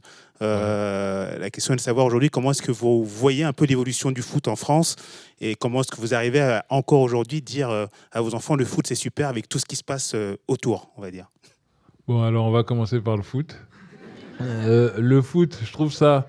Moi, j'ai deux choses qui m'ont formé dans la vie, c'est le rap et le foot. Le rap, ça m'a appris à m'assumer, à entreprendre, tout ça. Et le foot, ça m'a appris à jouer collectif. Ça m'a appris le collectif et que, en fait, toi, tu fais partie d'un maillon, d'une chaîne, en fait. Et pourquoi le foot, c'est formidable pour moi? Parce que ça apprend l'humilité.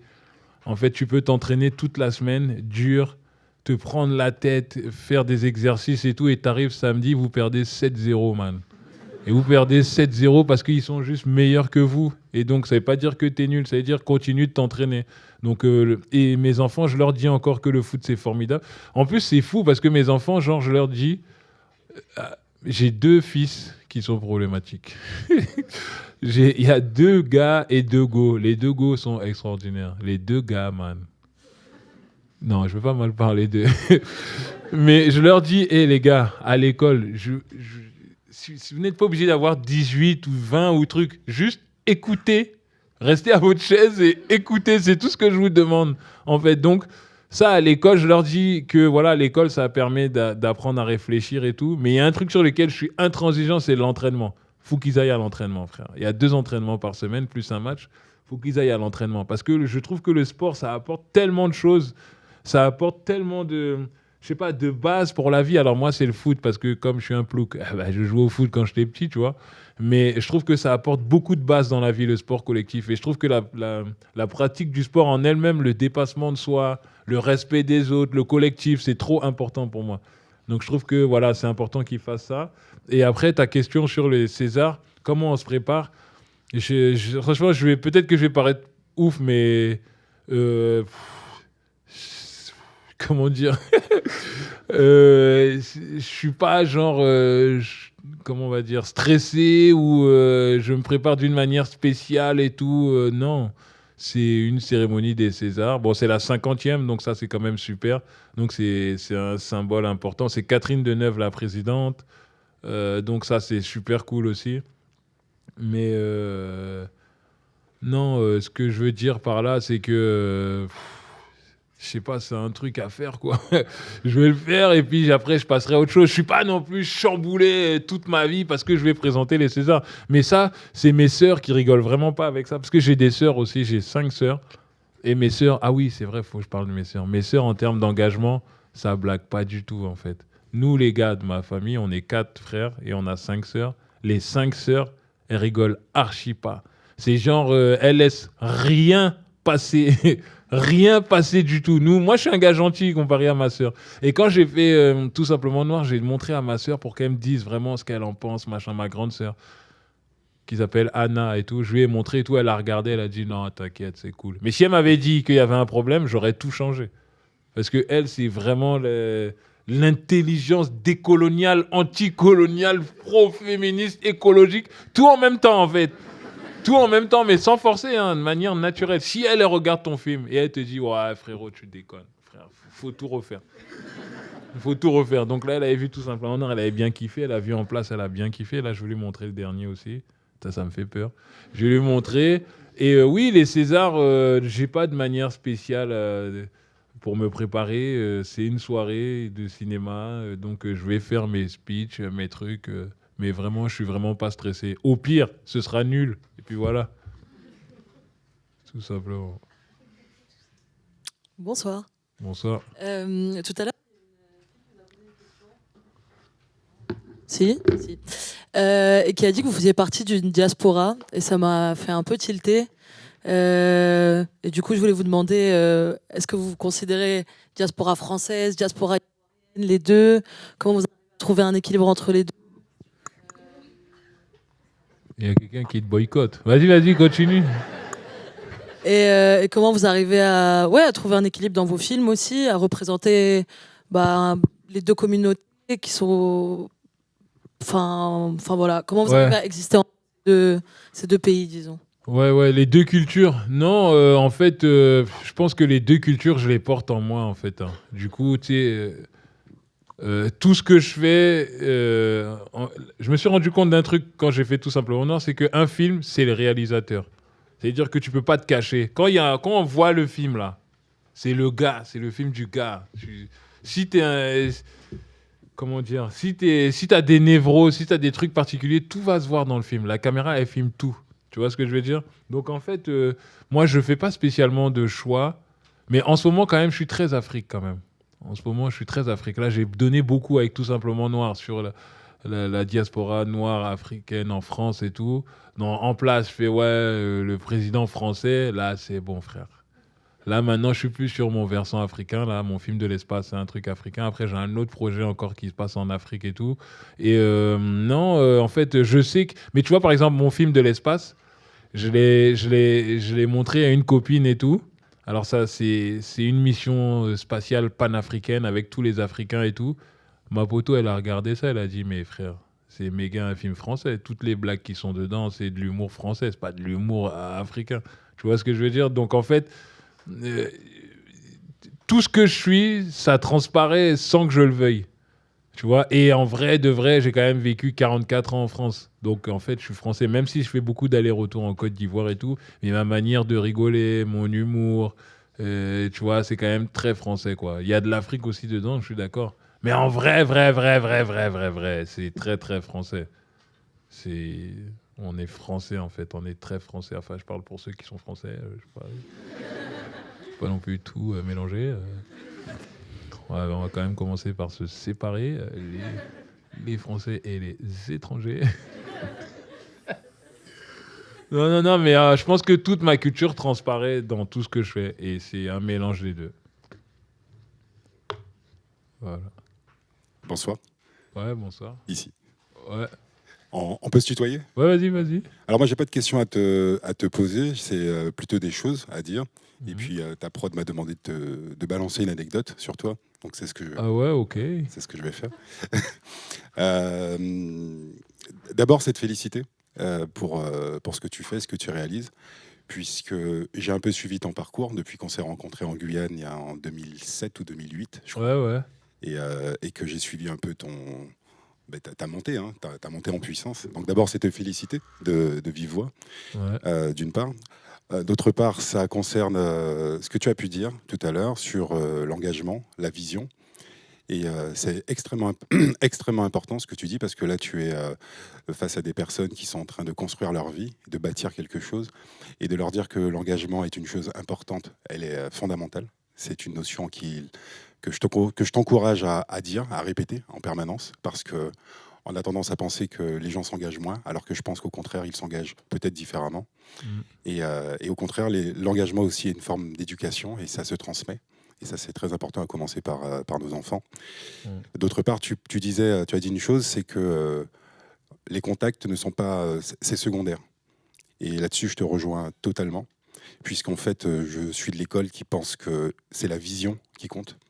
Et qu'une fois qu'on a une vision, on arrive à fédérer beaucoup de monde autour de nous, peu importe les catégories socio-professionnelles, les origines ou les croyances. Les croyances. Et ça, je voulais te le dire, que c'est un deuxième message très important.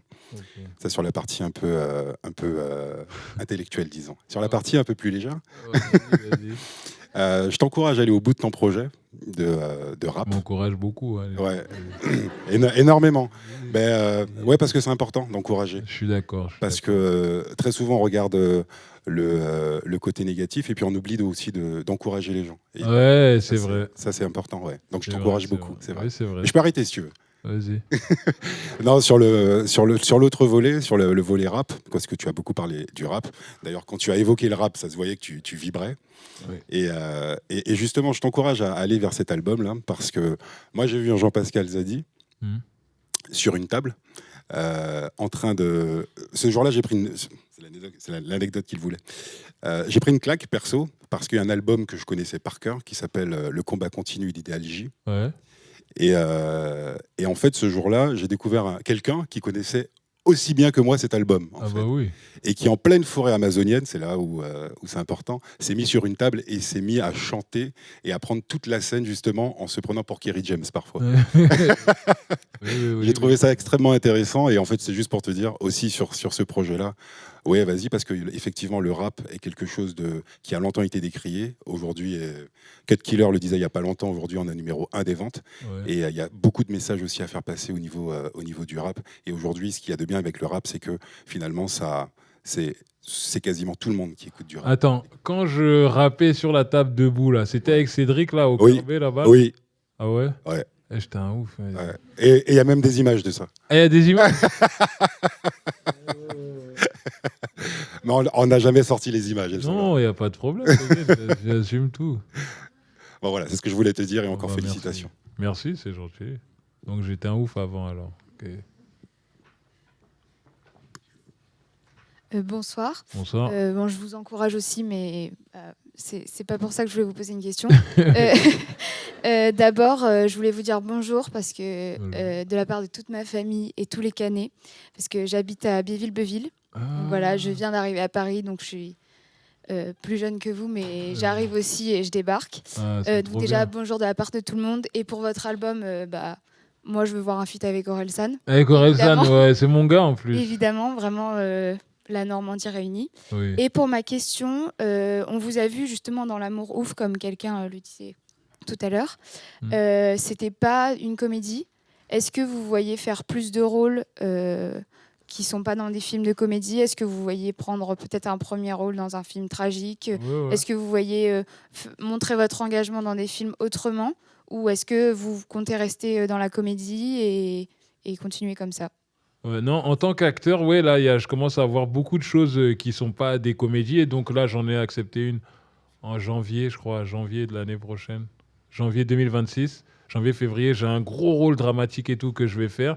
Et d'autres trucs encore oui, sur lesquels je suis en train de bosser et tout ça. Mais oui, c'est pour moi, à un moment donné, la comédie, tu vois, je ne peux pas dire que ça tourne en rond, mais j'ai envie de voir autre chose. Donc oui, on va me voir de plus en plus dans des trucs un peu dramatiques et tout. Et donc, c'est un objectif et je vais vraiment le faire. Et merci, ma sœur Normande. Merci beaucoup. En haut, c'est le JP, ici. Ah oui. Déjà, moi, je voulais te remercier parce que vraiment, moi, je kiffe ce que tu fais. Je voulais revenir sur un film dont on n'a pas beaucoup parlé, Pourquoi tu souris, où tu décris pas mal la réalité, la galère, le fait d'être clochard, l'immigration. Tu parles de pas mal de problématiques. Et moi, je trouve ça intéressant, le fait de décrire cette réalité-là, et dans ton discours d'être pas mal optimiste sur l'avenir, etc. à la France. Et donc déjà, moi, je pose cette question, comment tu arrives à garder cet optimisme? Mais surtout aussi, tu dis beaucoup que les gens ne se connaissent pas, tout simplement. Mais toi, comment tu fais, en tout cas, comment tu incites les gens à se rencontrer, et comment, à travers ton art, tu peux, en tout cas, faire en sorte que les gens se rencontrent et qu'on arrête forcément d'arriver dans la dérive qu'on nous promet? Non, moi, la seule manière d'apprendre à se connaître, c'est communiquer, juste apprendre à communiquer avec son voisin, avec les gens dans la rue, essayer de demander si ça va, comment ça va. Pour moi, c'est pas incroyable, quoi. C'est juste communiquer. Moi, j'incite en tout cas les gens à communiquer entre eux. Et c'est vrai qu'à l'ère où maintenant il y a des téléphones, il y a les réseaux sociaux, tout ça, j'ai l'impression qu'on parle pas beaucoup entre nous. Donc moi, j'inciterais juste les gens à se parler entre eux. Et ta première question, c'était quoi? J'ai zappé, man. Ah, comment je fais? Excuse-moi, ouais. Comment je fais pour être optimiste? Je pense qu'en fait, en vrai, de vrai, on n'a pas le choix. Et que la suite de l'aventure, en tout cas pour nous en France, on a envie que ça se passe bien. Donc on n'a pas le choix. Il faut être optimiste et il faut continuer à croire en l'avenir. Il faut croire en son voisin, croire que les choses évoluent. Je sais pas. En fait, je sais pas faire autrement. Donc c'est ma manière d'être. Mais j'ai l'impression qu'en vrai, on n'a pas le choix. Tous ceux qui sont ici veulent que les choses se passent bien. On veut qu'en France, ça se passe bien et que les gens aient plus de dialogue entre eux et que voilà, il y ait plus de partage. Il faut y croire, c'est tout. Le changement, ça commence par soi-même déjà. Donc, si toi, tu n'es pas optimiste, pourquoi la planète, elle ira mieux? Pourquoi la France, ça irait mieux? Si toi, tu es optimiste, si tout le monde est optimiste déjà ici, ça commence déjà à aller mieux pour la France. Tu vois? Donc voilà. Ouais, bonsoir. Là-haut. Ouais. Moi, j'avais une question sur votre parcours en tant qu'acteur. C'est quoi le meilleur conseil, s'il y en a un que vous ayez reçu? Et du coup, deuxième question, c'est quoi votre meilleur conseil en tant qu'acteur, du coup? Mon meilleur conseil en tant qu'acteur? J'ai pas des conseils en tant qu'acteur. Je trouve ça ouf. Je vais pas donner des conseils aux gens. Je suis pas un acteur, genre une grosse star. Je sais pas. Si, je suis quand même une star, mais mais je vais pas donner des conseils d'acteur. Je sais pas. Je trouve ça ouf de donner des conseils d'acteur. Non, je peux te donner un conseil de la vie si tu veux. Par contre, que le meilleur conseil qu'on m'a donné, qui moi je trouve il est incroyable, c'est quoi que tu fasses, tout le monde s'en bat les couilles. En fait. Donc, va là où tu dois aller, fais ce que tu as à faire et vas-y à fond, quoi. Parce que nous, souvent, on se limite, on a dit « Ah, mais je vais m'afficher si je fais ça, ça, ça. » Tout le monde s'en fout de ce que tu vas faire. Donc, fais-le, en fait. C'est le meilleur conseil que je peux te donner. Après, en tant qu'acteur, je n'ai pas spécialement de conseils à donner. C'est juste... ça revient à la même chose, quoi. Il faut se lâcher, il faut y aller. C'est tout, point barre. Et je te jure que toi, tu crois que tu vas t'afficher, mais je te jure que la personne, les yeux dans lesquels tu crois que tu t'affiches, là, 2 secondes après, il est passé à autre chose. Et donc, tu t'es mis plein de barrières parce que tu dis, mais qu'est-ce qu'il va penser de moi? Lui-même, il s'en fout, man. Il s'en fout complètement. Donc, tu vas rater ta vie pour un gars qui s'en fout. Vas-y, t'inquiète pas. C'est tout ce que je peux te dire. Bonsoir. Ça vaut le coup de s'afficher, genre 2 minutes. Ouais. En fait, moi, j'avais regardé votre film. Ouais. Et là, je l'ai fini en un seul week-end. Ouais. Et je me suis dit, est-ce que c'est possible qu'un jour, ceux qui viennent des classes populaires, donc c'est-à-dire les immigrés, les descendants immigrés, Ouais. peuvent un jour être à l'Élysée comme vous avez réalisé Oui, moi je pense que oui. Moi je pense que oui. Bien sûr qu'on pourra avoir un jour un président soit noir, soit arabe, soit métis, soit asiatique, soit... je sais pas, je pense que oui. Je pense que là on arrive au bout du processus là, avec les profils types comme ça qui deviennent présidents. Et j'ai l'impression... Ah oui, je suis très optimiste. Je sais que ça va arriver un jour ou l'autre. C'est sûr et certain. On va prendre une dernière question. Ah ouais, frère. Bonsoir. Je voulais savoir c'était quoi le rôle que vous détesteriez jouer et le rôle que vous aimeriez... Le rôle que je détesterais jouer. Mais non, mais s'il y a un truc que j'aime pas, je le fais pas, de toute façon. Et le rôle que j'aimerais bien jouer... Non, j'ai pas de rôle que j'aimerais bien jouer. Ah si, quand même. J'aimerais bien jouer Sékou Touré un jour, quand même. Le président de la Guinée. Parce que quand même, je trouve que c'est quelqu'un qui est... Il y a beaucoup de paradoxes là-dedans. Il y a beaucoup de... Comment il est parti de syndicaliste pour la liberté, anti-décolonial. Après, ça a fini en tuer des gens, machin, tout ça. Je trouve le parcours, il y a beaucoup de trucs dedans, en fait. Donc j'aimerais bien jouer un jour Sékou Touré. Ça, j'aimerais bien, ouais. Ouais, vas-y. Ma dernière question, ça serait de savoir si vous ne pensez pas que le film En Place, la série, pardon, elle a un rôle un peu contre-productif et elle viendrait renforcer les clichés sur les Noirs parce que on représente toujours les Noirs. C'est la bonne dernière question, ça. Comme que ça soit, je sais que j'allais m'en tirer comme ça. Non, elle a décidé qu'elle allait foutre ma soirée en l'air. T'en as pas marre d'être noir dans tes films? Tu sais qu'on m'a déjà demandé pourquoi tu fais beaucoup de films avec des noirs. On m'a déjà posé la question et tout. Je dis mais quand les Guillaume Canet là ils font leurs films, vous leur demandez pas pourquoi il y a que des blancs dans leurs films? Nous on raconte l'histoire qu'on a envie de raconter. Donc oui, t'as dit quoi? J'ai pas peur que ce soit contre-productif. Non, j'ai pas peur que ce soit contre-productif parce que le message de quand moi je fais En Place, je sais ce que je raconte. Je raconte le fait que c'est pas parce que tu viens d'un milieu défavorisé que tu peux pas aller loin, très loin. Donc en fait, quand je fais En Place, ça raconte un peu mon histoire à moi. Tu vois, et mon histoire, c'est celle d'un gars qui vient d'un milieu défavorisé, on va dire, et qui arrive à faire des choses dans le cinéma français et qui présente les Césars. Donc en fait, comme je sais tellement le fond, ce que je raconte, du coup, je peux faire tout ce que je veux, en fait. Et puis, tu sais, quand tu fais une œuvre d'art, c'est comme je disais ça à qui il n'y a pas longtemps, à un gars. Ah, j'ai oublié un acteur. Tu sais, faire une série ou faire un film, bah, tu t'exposes. Donc les gens, ils ont le droit de t'insulter, ils ont le droit de dire que c'est nul, comme il y en a qui ont le droit de dire que c'est bien. Moi, tant qu'on ne me touche pas, moi, ma limite, c'est quand on me touche. Mais tu peux m'insulter, tu peux dire tout ce que tu veux, tu peux dire c'est nul, tu peux dire c'est naze, tu peux dire ça sert à rien. Et tu as le droit, parce que c'est une œuvre d'art. Et une œuvre d'art, c'est fait pour ça.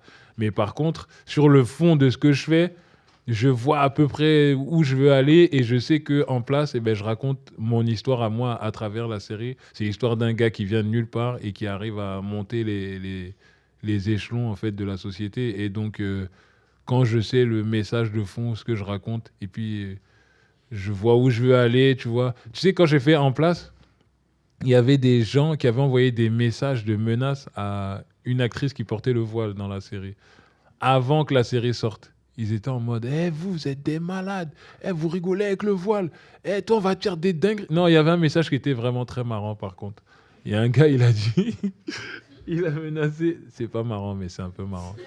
Il a dit à l'actrice et tout, toi si t'as fait des dingueries avec le voile, tu vas voir ce qui va t'arriver et tout.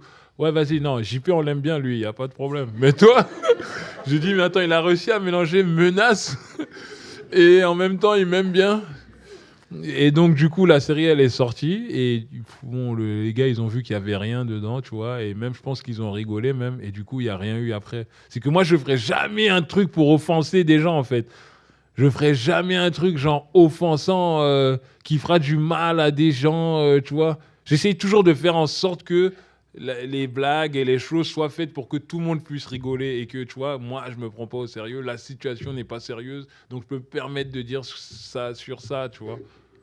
Donc non, j'ai pas peur que les gens que ce soit contre-productif. Vraiment, j'ai pas peur. Vraiment pas, non. On va terminer sur ces mots-là. Merci infiniment à tous d'être venus. Vous nous avez livré une vraie masterclass, Jean-Pascal Zadi. Ah bon? Merci à toi.